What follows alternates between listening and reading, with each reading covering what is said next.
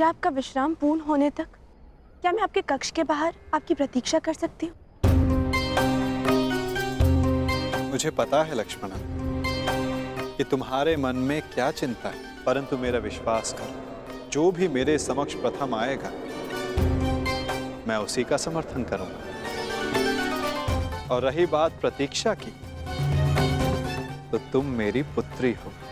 मेरे कक्ष के बाहर प्रतीक्षा करने के लिए तुम्हें अनुमति की आवश्यकता नहीं।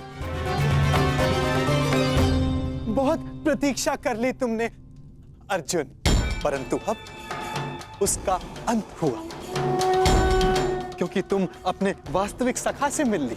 मैं हूं तुम्हारा वास्तविक सखा, तुम्हारा तारणहार, क्योंकि मैं ही वास्तविक वासुदेव हूं। अब तो तुम जान गए। बोल रहो पाखंडी।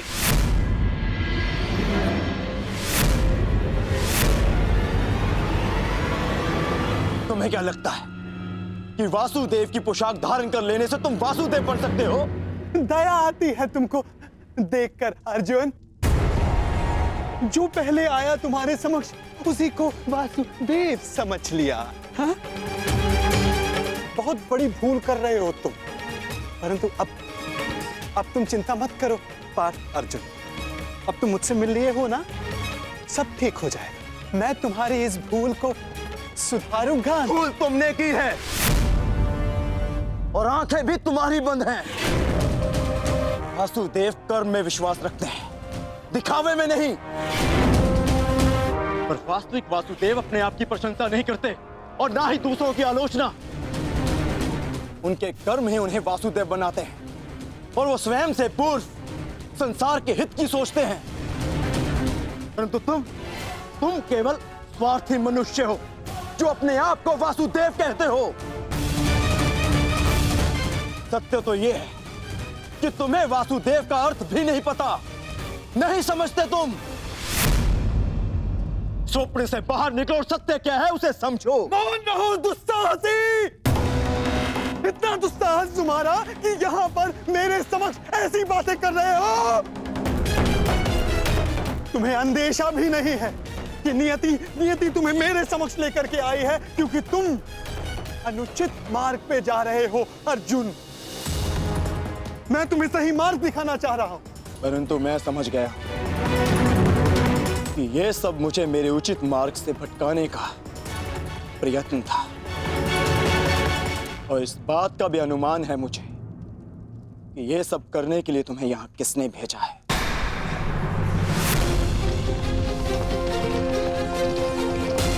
परंतु मेरे और मेरे लक्ष्य के मध्य कोई नहीं आ सकता, कोई नहीं।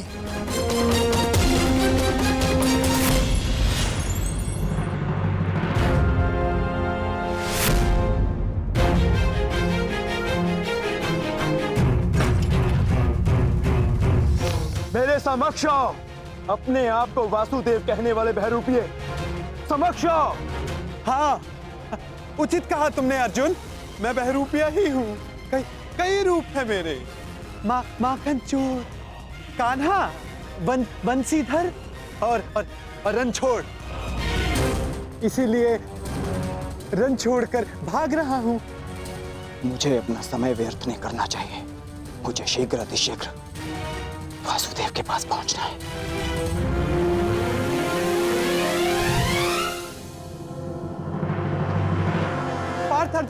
पार्थ अर्जुन कहां जा रहे हो अर्जुन? अर्जुन, मुझे छोड़कर कहीं नहीं जा सकते अर्जुन। घर से आपका तात्पर्य अंग से है ना, या हस्तिनापुर के राजभवन से? आपके इस यथाकथित समाज में मेरे और मेरी माता की कोई स्थान नहीं।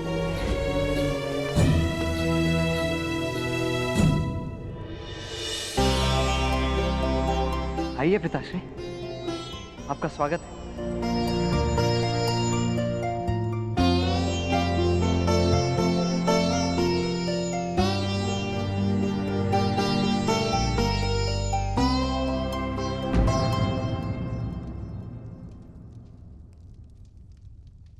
क्या हुआ सुप्रिया?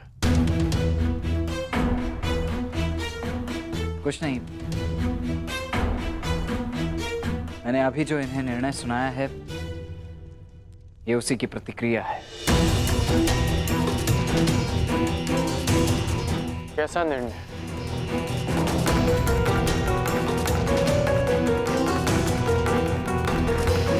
ये किस विषय में बात कर रहा है सुप्रिया?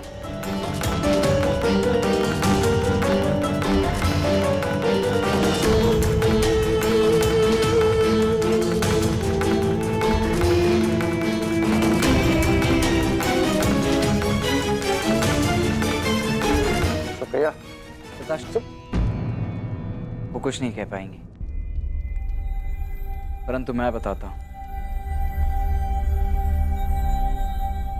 वो मैं आपसे धनुर्विद्या और युद्ध कला का ज्ञान सीखना चाहता हूं।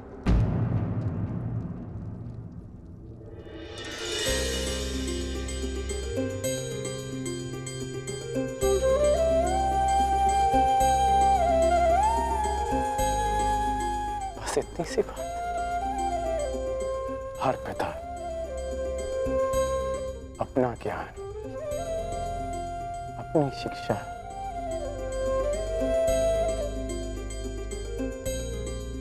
अपने संतान को देना चाहता है। मुझे बहुत प्रसन्नता होगी तुम्हें सिखाकर।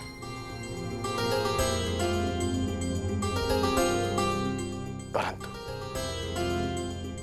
तुम्हें सिखाने की कोई आवश्यकता नहीं है। मैंने तुम्हें देखा है, तुम युद्ध कला में निपुण हो पुत्र। हाँ हूं, अवश्य हूं पिताश्री, परंतु आपसे अधिक नहीं। मैं आपसे भी अधिक कुशल बनना चाहता हूं, और इसके लिए मेरे पास समय बहुत कम शेष है। मैं ये जानना चाहता हूं कि क्या आप मुझे सिखाएंगे? हाँ, मैं तुम्हें अवश्य सिखाऊंगा पुत्र। युद्ध अभ्यास के बहाने ही सही, हम साथ में समय तो बिता पाएंगे, परंतु इस बात के लिए कम समय शेष। इसका उत्तर आप भी जानते हैं पिताश्री। संसार अब तक के सबसे बड़े महासंग्राम के द्वार पर खड़ा है। वासुदेव के निर्णय के साथ ही युद्ध की घोषणा भी हो जाएगी।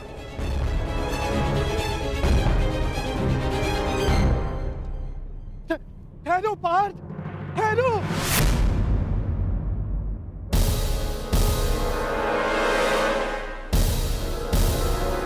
तुम मुझे छोड़कर कहीं नहीं जाओगे, नहीं जाने दूंगा मैं तुम्हें।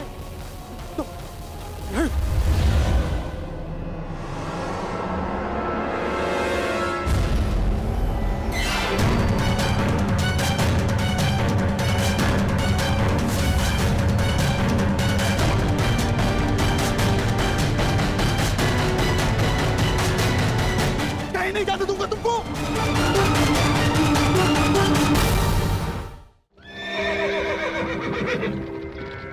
शीघ्र करो।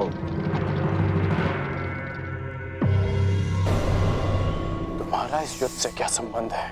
एक योद्धा का युद्ध से वही संबंध होता है जो धनुष का बाण से होता है। मैं भी इस युद्ध में सम्मिलित होना चाहता हूं।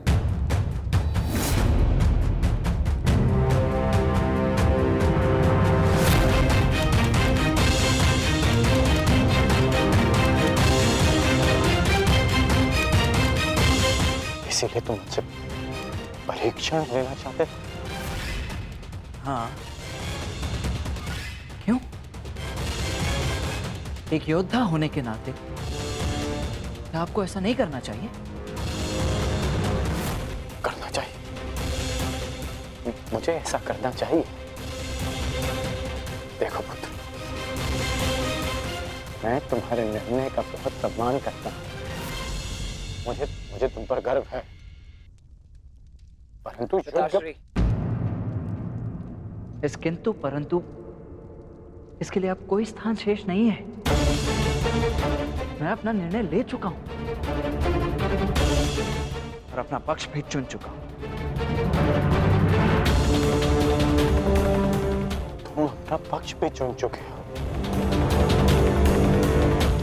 हाँ, जिस ओर मेरा मित्र साम होगा। पिताश्री, मैं जानता हूं ये युद्ध अनेक लोगों की बलि लेने वाला है, इसीलिए मैं चाहता हूं कि मेरे मित्र साम को जब मेरी आवश्यकता हो तब मैं उसके साथ उसकी सहायता के लिए उपस्थित हूं, प्रस्तुत हूं। और आपने तो सदा मित्र धर्म निभाया है, निभाया है ना? तो आशा है कि आप मेरे मित्र धर्म के आड़े नहीं हैं।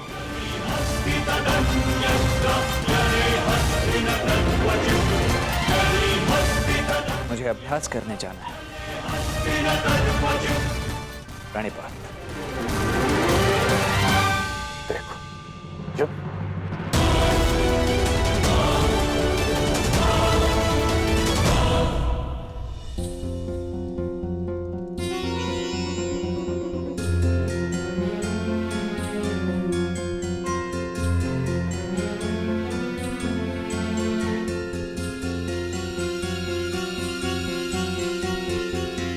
रहने दो पुत्री, तुम एक राजकुमारी, तुम्हें इतना परिश्रम करने का अभ्यास नहीं है, थक जाओगी।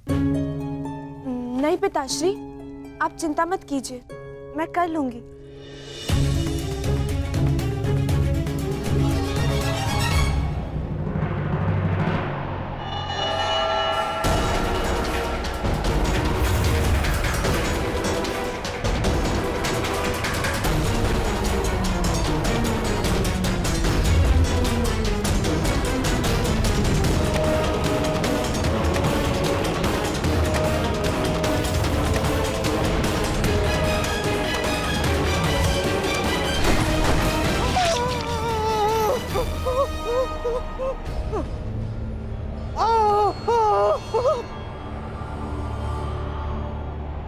मैं तुम्हें अंतिम चेतावनी देता हूँ, इस माया जाल को समाप्त करो और मुझे जाने दो यहाँ से, अन्यथा मेरा अगला प्रहार तुम्हारे प्राण ले लेगा।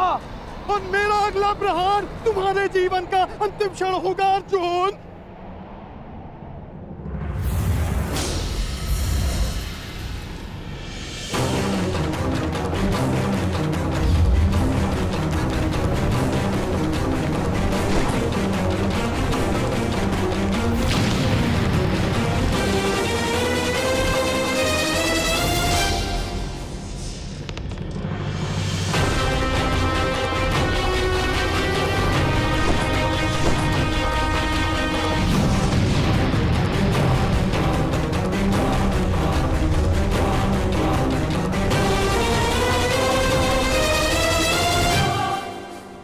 ठीक है, तुम मुझे अपना आराध्य नहीं मानते ना, सही?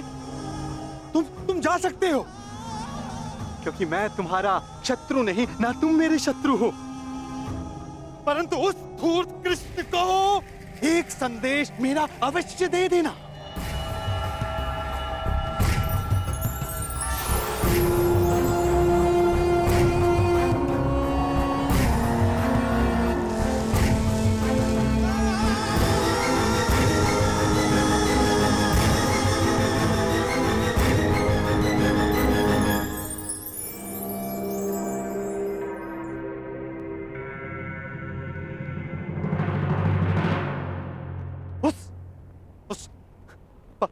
पाखंडी कृष्णा को ये उपहार दे देना, समझ जाएगा।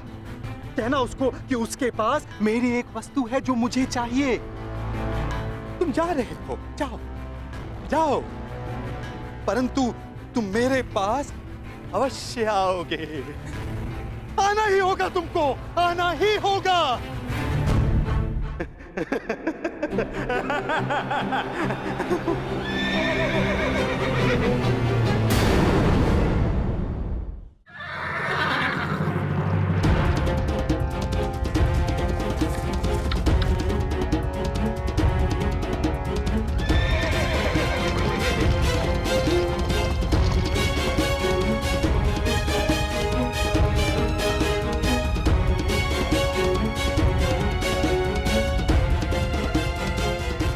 प्रतीत होता है कि अर्जुन अब तक द्वारका नहीं पहुंचा।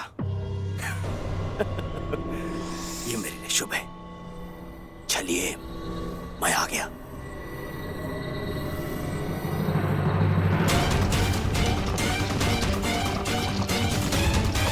और शीघ्रता करो सारथी।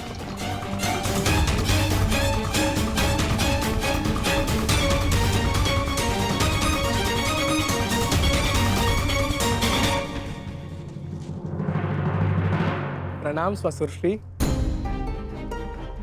सुखी रहो। द्वारका में स्वागत है आपका। आपको मैं बधाई अवश्य दूंगा कि पांडवों से पूर्व आप द्वारका पहुंच गए, परंतु भय इस बात का लग रहा है कि आपके लौटने पर इस बात का दुख ना मनाना पड़े कि आपके सारे प्रयत्न बेकार जाएंगे। मैं जानता हूं मेरे पिता जो करने वाले हैं, परंतु आश्चर्य इस बात का है कि पिछले अनुभव को देखते हुए भी आप उनसे समर्थन मांगने के यहाँ कैसे आ गए। तुम भूल रहे हो साम, तुम्हारे पिता ने समस्त विराटनगर के समक्ष ये वचन दिया था कि जो भी उनके पास पहले पहुंचेगा उनका समर्थन उसी को मिलेगा।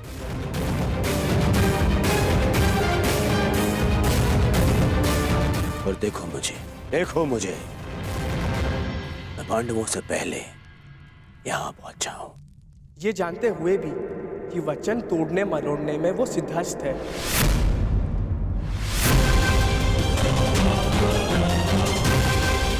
उस सब बात में पहले मुझे केवल इतना बताओ कि तुम्हारे पिता इस समय कहां पे हैं?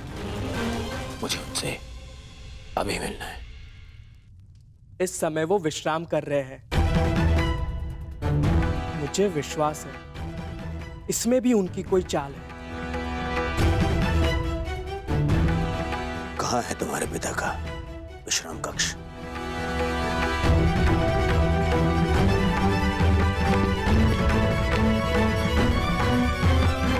आश्चर्य होता है, इतना सब देखकर भी इन्हें अभी भी लगता है कि द्वारकाधीश इनकी सहायता करेंगे।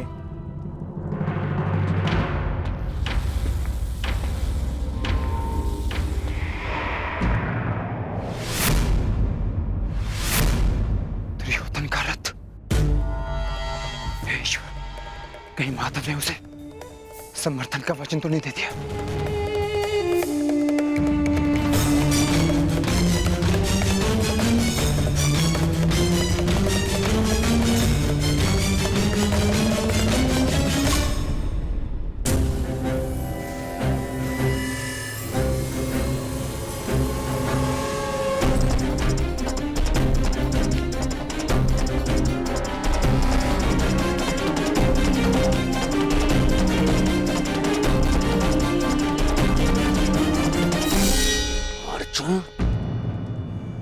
किसी भी परिस्थिति में मुझे अर्जुन से पहले वासुदेव तक पहुंचना है। वासुदेव कहाँ है? वो अपने कक्ष में विश्राम कर रहे हैं।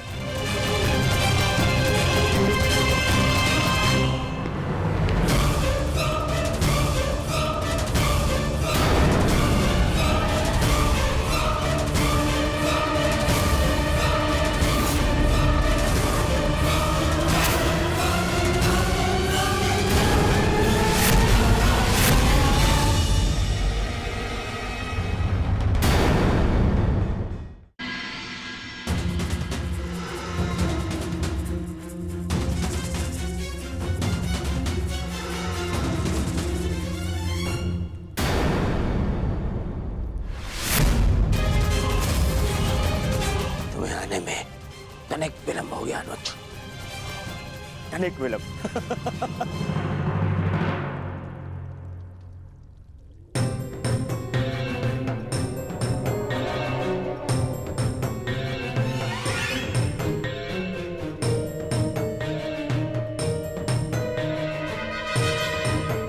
ये चलिए तो सो रहा है, प्रतीक्षा करनी होगी।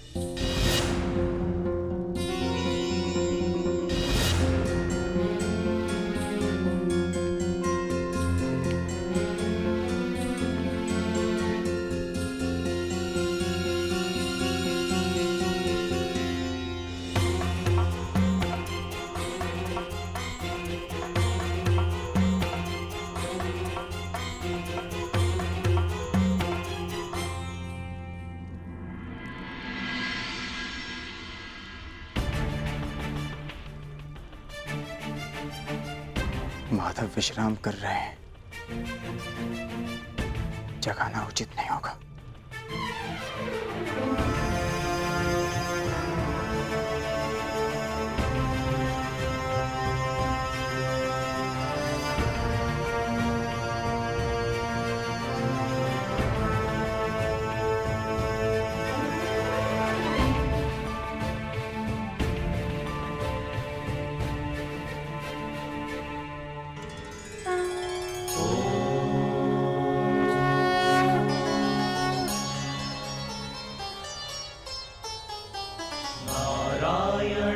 नमस्कृत्य नरं चैव नरोत्तमम्। अरे अर्जुन, एक वर्ष किन्नर क्या रहे तुम तो क्षत्रियों के लक्षण ही भूल गए। केवल समर्थन पाने के लिए तुम क्षत्रिय कुल का अपमान कर रहे हो। तुम तो धरा पर बैठ गए ऐसे। जो इस धरा के स्वामी हैं, उनके समक्ष ब्राह्मण क्या और क्षत्रिय क्या।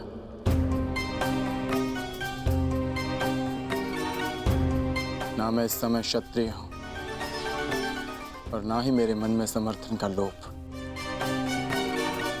मैं तो केवल इस समय एक भक्त हूं जो अपने आराध्य के चरणों में बैठा है।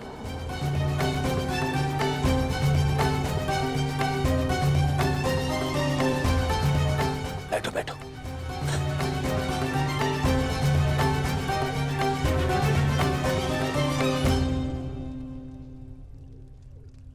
माधव,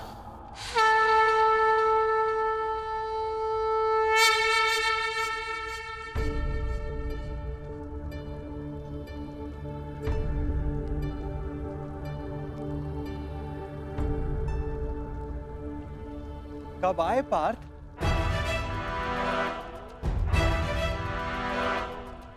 मुझे तो तुम्हारे आने का भान ही नहीं हुआ। आप विश्राम कर रहे थे माधव, इसलिए जगाना उचित नहीं समझा। और तुम नीचे क्यों बैठे हो? इधर आओ, मेरे समीप आकर बैठो। माधव, मैं यहाँ आपका युद्ध के लिए समर्थन। अरे ठहरो, यहाँ पे पहले मैं आया तो समर्थन मांगने का अधिकार मेरा है। अरे दुर्योधन, तुम भी यहाँ हो? आश्चर्य। आश्चर्य? आश्चर्य तो मुझे हो रहा है। मेरे आने पर तो आप उठे नहीं और अर्जुन के आते ही आपकी नींद खुल गई।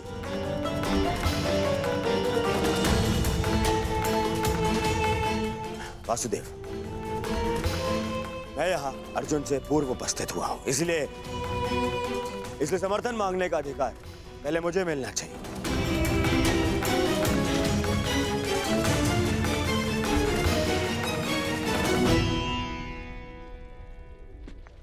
ये तुम्हारा मत है दुर्योधन, परंतु पहले मैंने अर्जुन को देखा, इसलिए मांग रखने का अवसर पहले अर्जुन को ही मिलना चाहिए। यही धर्म है। परंतु नियम यह था वासुदेव कि जो द्वारका पहले पहुंचेगा, आपका समर्थन उसी को मिलेगा। और मैं अर्जुन से पहले यहां उपस्थित हुआ हूं।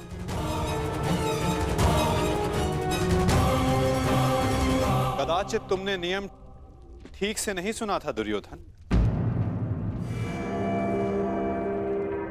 नियम यह था कि द्वारका पहुंचकर मेरे समक्ष आकर प्रथम जो समर्थन की मांग करेगा, मैं उसका साथ दूंगा। अब आप कुतर्क का सहारा ले रहे हैं वासुदेव।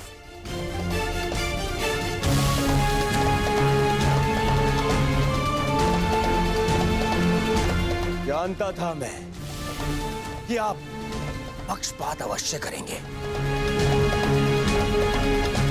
आरोप मत लगाओ माधव पर।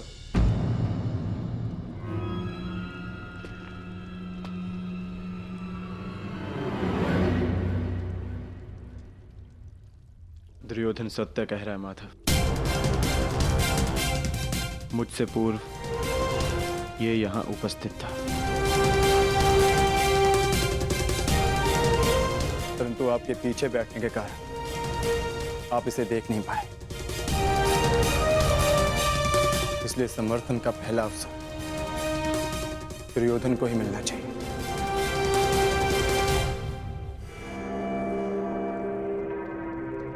कुछ समझ में आया दुर्योधन?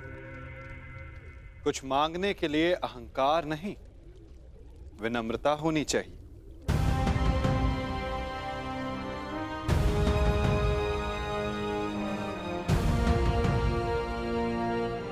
कहो, क्या चाहिए? मैं चाहता हूं कि आने वाले महायुद्ध में द्वारका हम कौरवों का समर्थन करें विनम्रता से।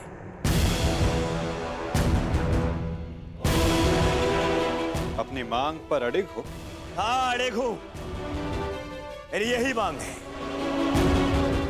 मैं चाहता हूं कि महायुद्ध में द्वारका हम कौरवों का समर्थन करें। ठीक है, तथास्तु।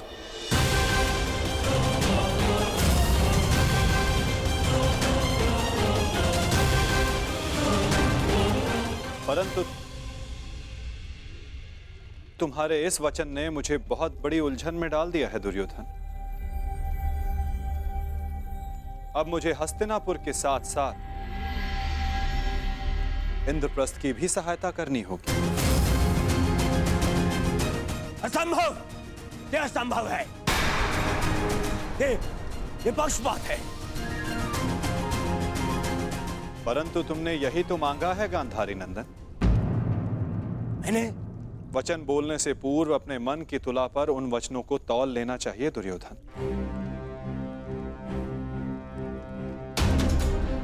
तुमने कहा कि कौरवों को द्वारका का समर्थन मिलना चाहिए। अपने द्वेष के कारण तुमने पांडवों को सदा भिन्न माना।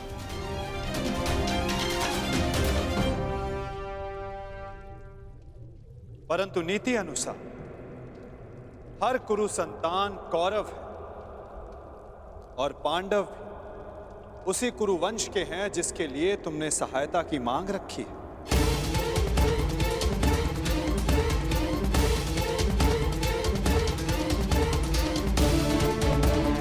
इसलिए मुझे अपना समर्थन दोनों पक्षों में बांटना होगा।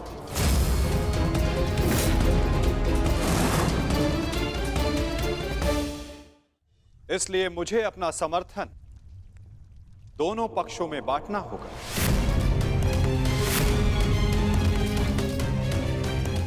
क्या करूं? पक्षपाती होना मेरे स्वभाव में जो नहीं। पक्षपात तो कर ही रहे हैं आप। हम दोनों एक दूसरे के विरुद्ध खड़े हैं, तो स्पष्ट कीजिए हम दोनों को एक साथ कैसे समर्थन देंगे आप?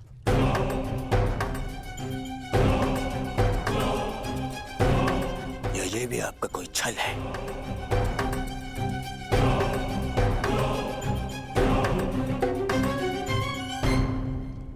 विभाजन से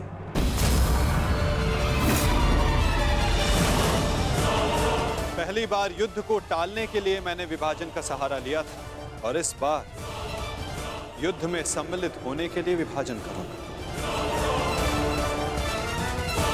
मैं द्वारिका की शक्ति को 2 भागों में विभाजित करूंगा।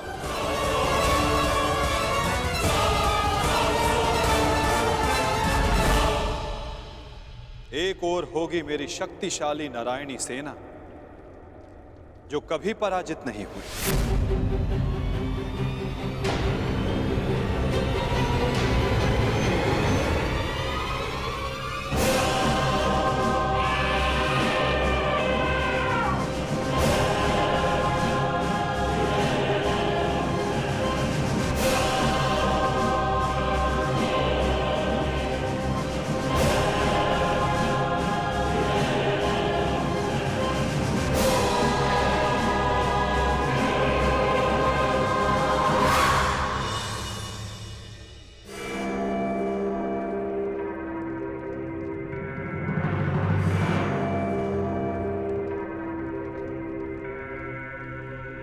और दूसरी ओर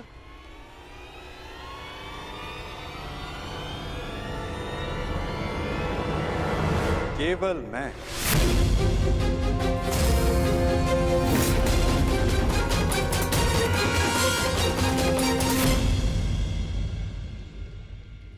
अकेला और निहत्था।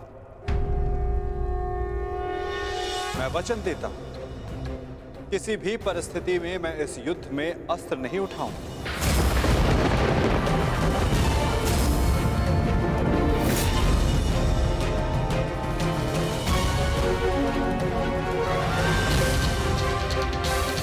ना ही धनुष, ना गदा, ना खड़ग, ना ही सुदर्शन चक्र। मैं किसी भी अस्त्र का प्रयोग नहीं करूंगा। क्या आप युद्ध में अस्त्र नहीं उठाएंगे? हाँ दुर्योधन, सही सुना तुमने।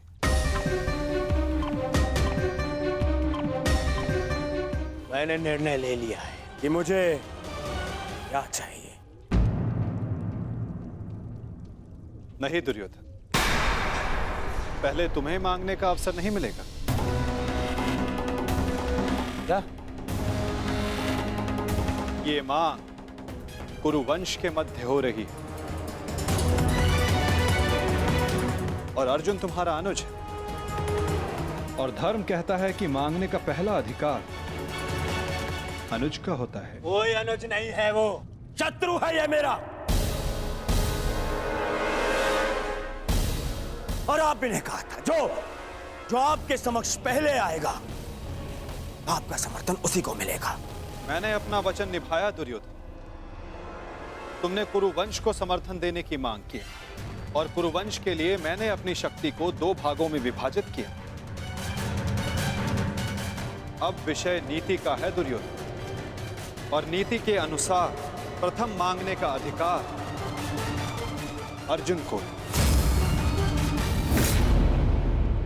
यदि बात नीति की है तो इस अर्जुन का यहां आना ही नीति सम्मत नहीं है। किसी राज्य का राजा नहीं है वो।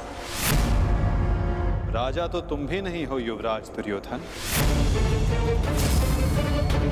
परंतु मैं अपने पिता महाराज धृतराष्ट्र का प्रतिनिधित्व करता हूं, और मैं अपने ज्येष्ठ भ्राता महाराज युधिष्ठिर का प्रतिनिधित्व करता हूं। राजा है? कैसा राजा? 13 वर्ष पूर्व उनसे उनका सिंहासन छिन चुका है, और वही सिंहासन उन्हें मिले, इसलिए ये युद्ध हो रहा है। तो यदि तुमने राज्य लौटा दिया होता तो ये युद्ध कभी नहीं होता। यदि अज्ञातवास पूर्ण किया होता तो राज्य अवश्य लौटा देता। दुर्योधन!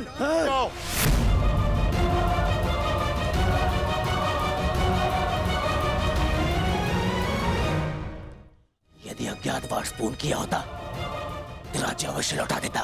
दुर्योधन! शांत हो जाओ तुम दोनों। ये मत भूलो कि तुम दोनों यहां अतिथि हो, और अतिथि की मर्यादा होती। अपने अतिथि के घर पर यूं झगड़ा करना तुम दोनों को शोभा नहीं देता। तो जैसा कि मैंने कहा, अर्जुन को प्रथम अवसर मिलना चाहिए। आप चाहते हैं कि अर्जुन को नारायणी सेना चुनने का अवसर मिले। मुझे क्या चाहिए इसका निर्णय तुम मत लो दुर्योधन। माधव, आप अस्त्र उठाएं या ना उठाएं, मुझे मेरे पक्ष में केवल आप चाहिए। मुझे नारायणी सेना से कोई मोह नहीं। यदि नारायण मेरे साथ है तो मेरे लिए पर्याप्त है। मुझे आपकी सेना का नहीं, आपका समर्थन चाहिए।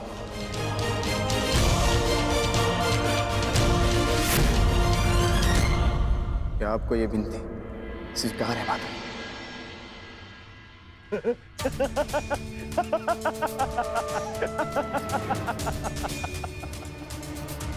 अब समझा मैं। ये 12 वर्ष के वनवास ने तुम्हारा क्षत्रिय गुण ही नहीं, तुम्हारी बुद्धि भी हर लिए। मूर्ख। स्वयं मेरे गले में विजयश्री की माला पहना दी तुमने। तुमने तो स्वयं अपनी पराजय का मार्ग चुन लिया। इतनी विशाल शक्तिशाली अपराजय सेना को ठुकराकर, और तुमने चुना निहत्थे कृष्ण को, जो अब कदाचित स्वयं की रक्षा भी नहीं कर पाएगा युद्ध में। दिख रहा है मुझे कि कैसे तुम पांचों पांडवों के शवों पर अट्ठास मारकर उत्सव मना रहा हूं मैं।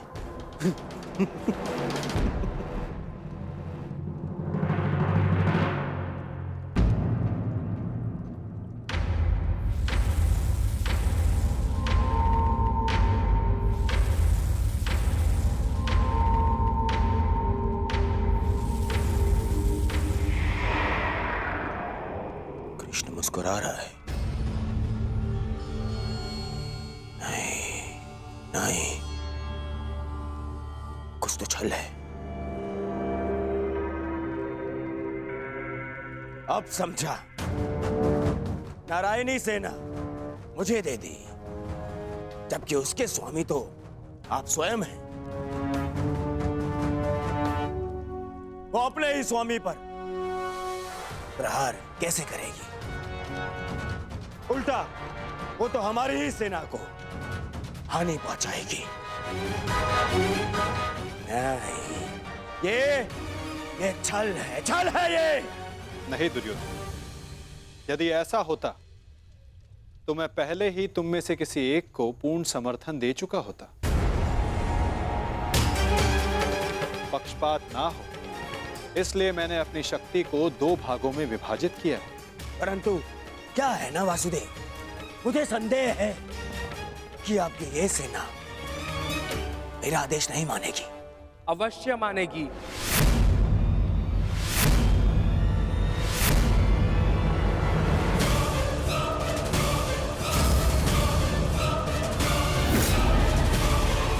क्योंकि मैं नारायणी सेना का नेतृत्व करूंगा। वसुरश्री,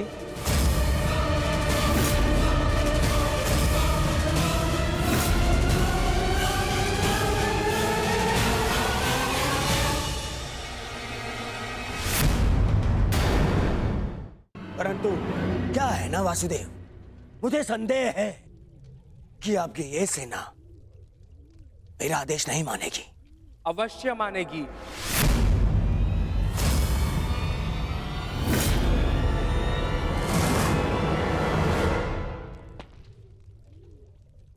क्योंकि मैं नारायणी सेना का नेतृत्व करूंगा। मैं हस्तिनापुर की ओर से युद्ध में भाग लूंगा और नारायणी सेना का सेनापति बनकर निर्देश दूंगा। अब कोई छल नहीं कर पाएगा और ना ही कोई विद्रोह।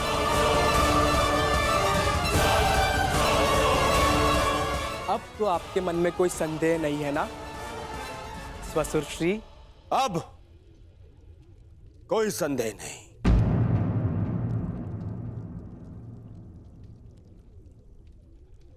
ये विभाजन मुझे स्वीकार है।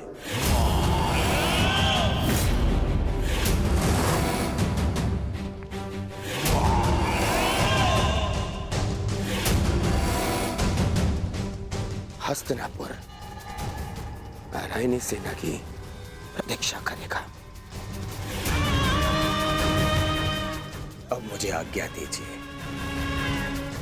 बहुत कार्य शेष है, तैयारियां करनी है। विनम्रता से।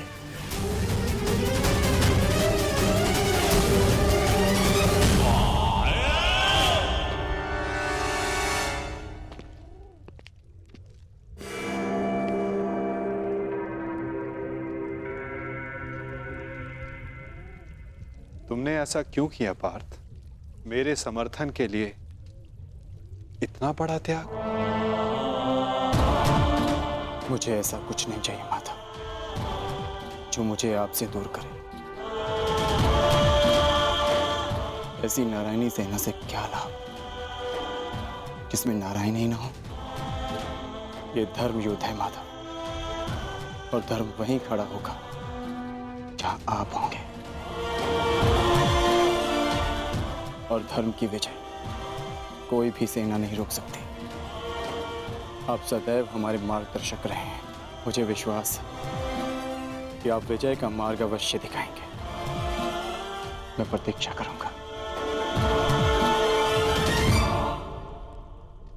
मुझे ऐसा सुनकर अति प्रसन्नता हुई अर्जुन। लंबी यात्रा से आए हो, बहुत थक गए हो। जाकर विश्राम कर लो, कुछ प्रहर बाद चले जा। प्रणिपात।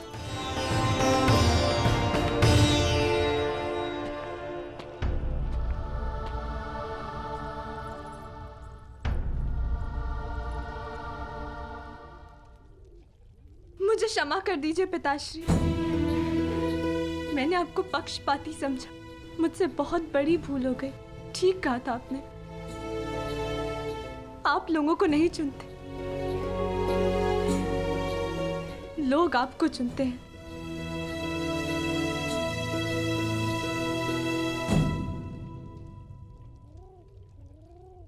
हमारा भविष्य हमारे चुनावों का ही परिणाम होता है पुत्री।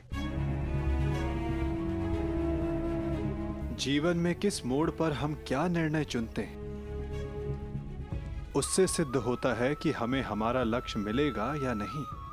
परंतु क्या होगा पिताश्री? मैं ऐसा क्या करूं जिससे मेरे पति और मेरे पिता सुरक्षित रहे?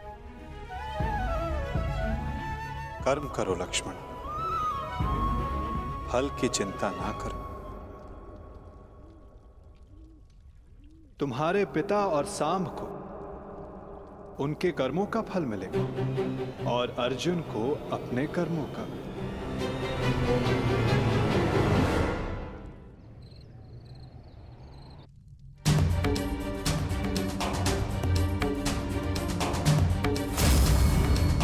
मैं भी इस युद्ध में सम्मिलित होना चाहता हूं।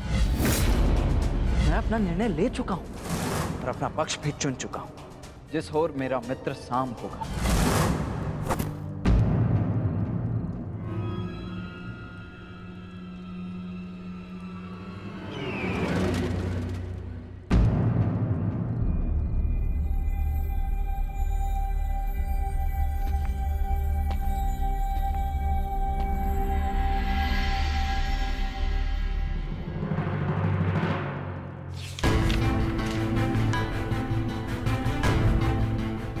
अंगराज, युवराज दुर्योधन द्वारका से हस्तिनापुर लौट रहे हैं और सूचना ये है कि नारायणी सेना दुर्योधन के पक्ष में आ गई है और कृष्ण अर्जुन के पक्ष में है। अंगराज, तुम शीघ्र हस्तिनापुर लौटो। युद्ध हस्तिनापुर की सीमा पर है। गांधार राज शकुनी।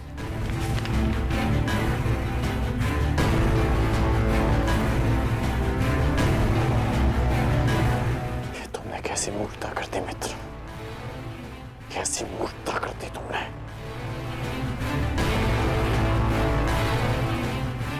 मुझे अभी द्वारका के लिए प्रस्थान करना होगा।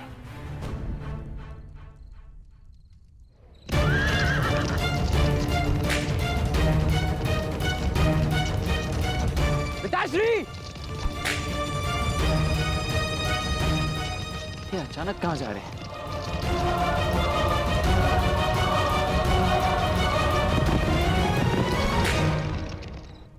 माँ,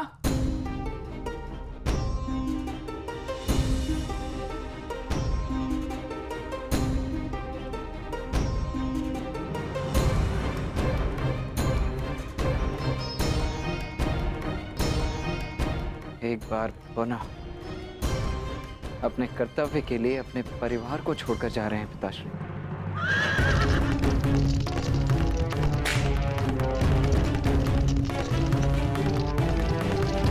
विश्वास नहीं होता, अर्जुन इतना बड़ा मूर्ख है। इतनी सरलता से मुझे नारायणी सेना दे दी। हाँ?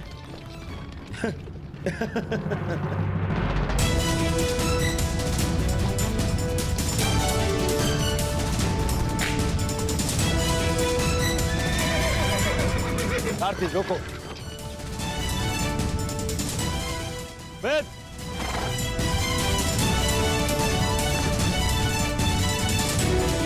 अच्छा हुआ तो मुझे यही मिल गए। मैं सोच ही रहा था कि सबसे पहले ये शुभ समाचार मैं तुम्हें ही दूं। जानते हो मैंने क्या किया है? यही मैं जानना चाहता हूँ कि यह तुमने क्यों किया है। प्रतीत होता है कि तुम्हें सूचना पहले ही मिल गई है, परंतु तुम दुखी क्यों? तुम्हें तो प्रसन्न होना चाहिए। मुझे नारायणी सेना मिली है। नारायण के बिना तुम्हें नारायणी सेना मिल गई है। मैंने तुमसे कहा था कि तुम्हें अर्जुन से पूर्व द्वारका पहुंचना। तुम अर्जुन से पूर्व द्वारका क्यों नहीं पहुंचे मित्र? अरे तुम्हें मिथ्या बोध हुआ है मित्र। अर्जुन से पूर्व द्वारका पहुंचा था। क्या? तो फिर ऐसा क्यों हुआ? अरे क्या हुआ मित्र? कुछ अनुचित नहीं हुआ है, सब हमारे हित में हुआ। हम दोनों को बराबर का अवसर मिला था, कृष्ण या नारायणी सेना चुनने का। उस मूर्ख ने नारायणी सेना छोड़कर कृष्ण को चुना और मैंने भी उसकी मूर्खता के लिए उसे रोका नहीं। और क्यों रोकता? हा? पहले अवसर उसे मिला, जबकि पहले मैं पहुंचा था। और तुमने वासुदेव को नहीं चुना। ये क्या किया तुमने? तुमने वासुदेव को क्यों नहीं चुना मित्र?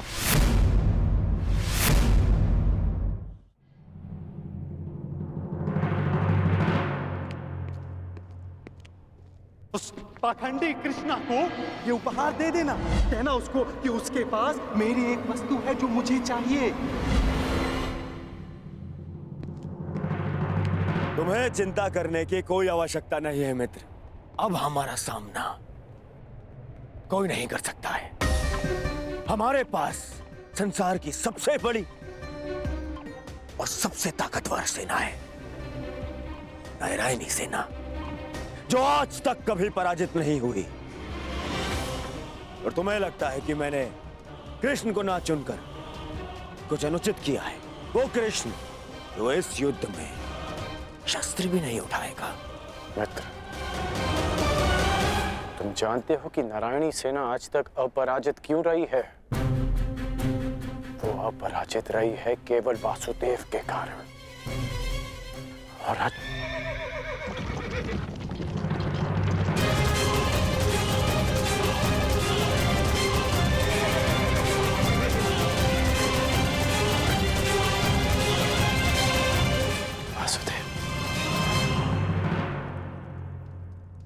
मैं नारायणी सेना का नेतृत्व करूंगा।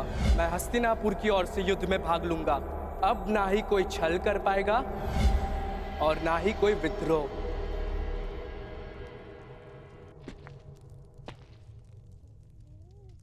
प्रणिपात माता। पार्थ, क्या हुआ पार्थ? कुछ भूल गए थे? हाँ माता, मैं आपको बताना भूल गया था कि द्वारका पहुंचने में मुझे विलंब हुआ था, क्योंकि मार्ग में मेरा एक विचित्र घटना से सामना हुआ। तुम्हारे कहने का तात्पर्य यह है कि तुम्हारा सामना किसी विचित्र मनुष्य से हुआ है ना पार्थ?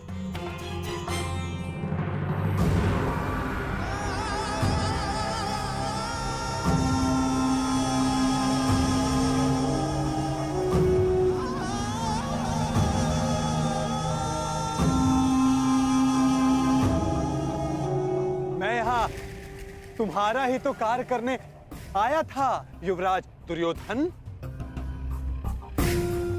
मैं वासुदेव,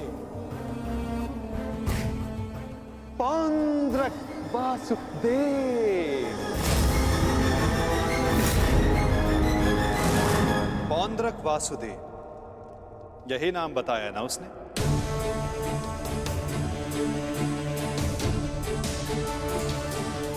जिसने मेरी भांति वेशभूषा भी धारण कर रखी थी, है ना? हाँ, आप जानते हैं मैं भी कैसा प्रश्न पूछ रहा हूं, भला आपसे क्या छिपा है? परंतु मेरी समझ में ये नहीं आता कि वो पाखंडी आपके रूप में प्रस्तुत होकर सबको भ्रमित कर रहा है और आप शांत। शांति की आशा में कभी कभी शांत बैठना भी पड़ता है पार्थ।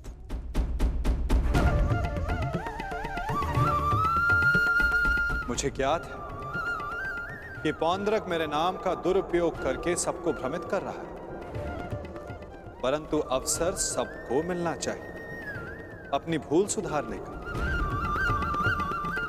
वही अवसर जो मैं सबको देता हूं, वही अवसर जो मैंने शिशुपाल को दिया था, वही अवसर जो मैंने कंस मामा को भी दिया था। और यदि मनुष्य अपनी भूल ना सुधारे तो उचित समय आने पर उसे अपने कर्मों के फल अवश्य मिलते हैं पार्थ।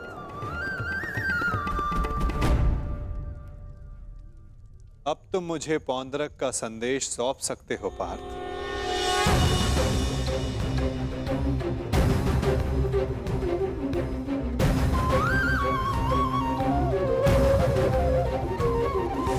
यदा यदा हि धर्मस्य ग्लानिर्भवति भारत परित्राणाय साधूनां विनाशाय च दुष्कृताम्।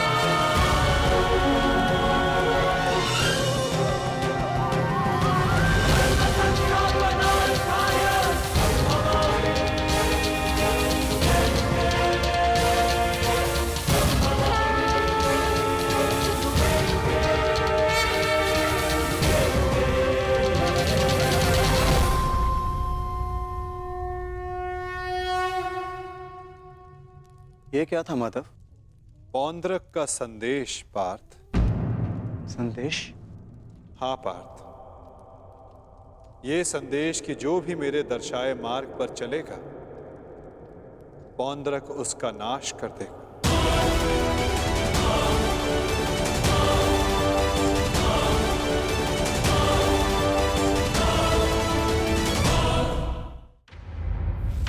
ये वासुदेव नहीं है।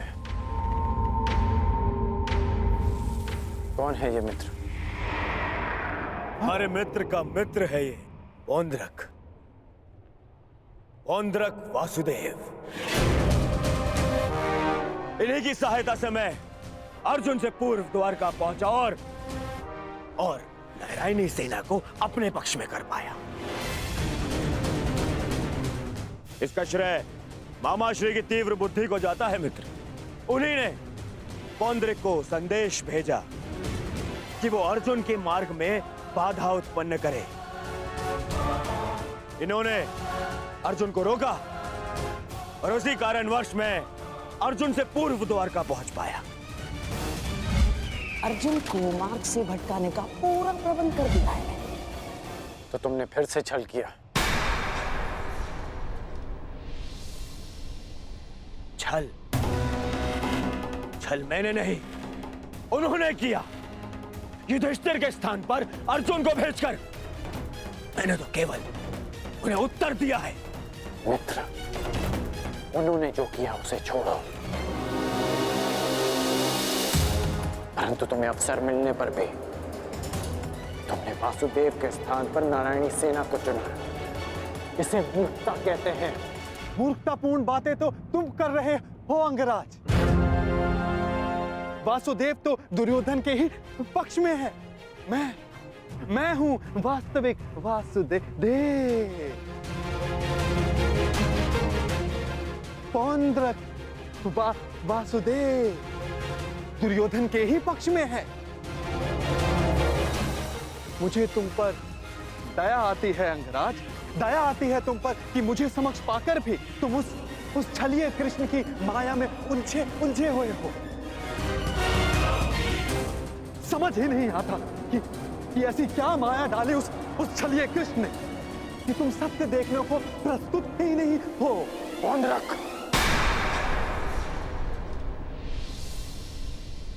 पौंड्रक वासुदेव है मेरा नाम। पूरा नाम तो लेना सीखो अंगराज। खेद है मुझे, खेद है कि तुम एक मनुष्य की पहचान करने में असमर्थ हो। तुम अपने युद्ध के लिए अपनी सेना में एक पाखंडी को चुनना चाहते हो, उस पाखंडी कृष्ण को चुनना चाहते हो तुम। अरे ऐसा क्या है उस छलिए पाखंडी कृष्ण में जो तुम सब सारे लोग उसकी ओर खींचे जा रहे हो? क्या समस्त संसार में केवल एक ही मायावी रह गया है? हाँ?